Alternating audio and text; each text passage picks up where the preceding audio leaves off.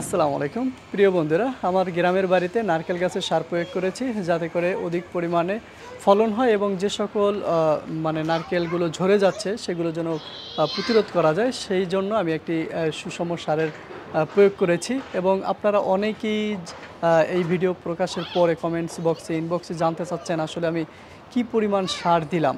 তো এখানে একটা বিষয় কি যে সারের যে প্রয়োগের ব্যাপারটা, এটা আমি নিজ থেকে কোনো মাত্রা নির্ধারণ করে নেই।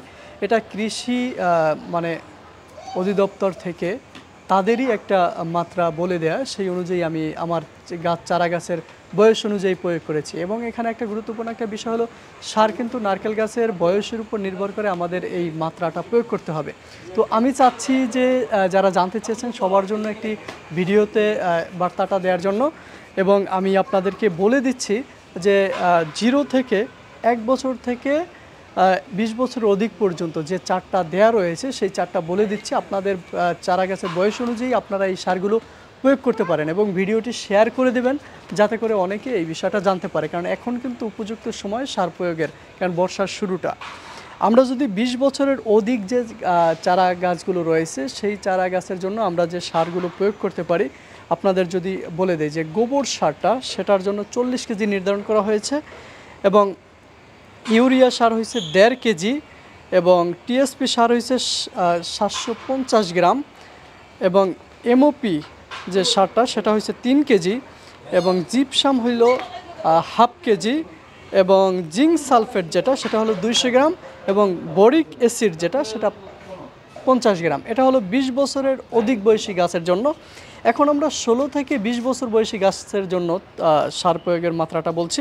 গোবর সার 30 কেজি এবং ইউরিয়া সার দিবেন 1 কেজি 200 গ্রাম, টিএসপি দিবেন 600 গ্রাম, এমওপি দিবেন 2.5 কেজি এবং জিপসাম দিবেন 400 গ্রাম এবং জিঙ্ক সালফেট দিবেন 150 গ্রাম এবং বোরিক অ্যাসিড দিবেন 40 গ্রাম। এখন যদি আমরা 11 থেকে 15 বছর বয়সী গাছের জন্য চিন্তা করি, সেটার মাত্রাটা হলো গোবর সার দিবেন 25 কেজি, ইউরিয়া দিবেন 1 কেজি এবং টিএসপি দিবেন 500 গ্রাম, এমওপি দিবেন 2 কেজি, জিপসাম দিবেন 350 গ্রাম এবং জিঙ্ক সালফেট দিবেন 100 গ্রাম এবং বোরিক অ্যাসিড যেটা সেটা দেবেন 30 গ্রাম।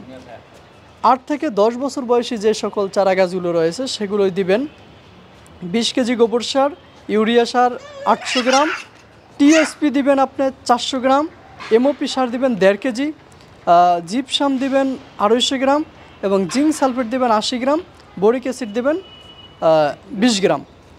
5 থেকে 7 বছর বয়সী যে গাছগুলো রয়েছে সেই গাছে দিবেন আপনারা গোবর সার 15 কেজি, ইউরিয়া সার 400 গ্রাম, টিএসপি সার দিবেন 200 গ্রাম, এমওপি সার দিবেন 800 গ্রাম, জিপসাম দিবেন 200 গ্রাম, জিঙ্ক সালফেট দিবেন 60 গ্রাম, বোরিক অ্যাসিড দিবেন 15 গ্রাম।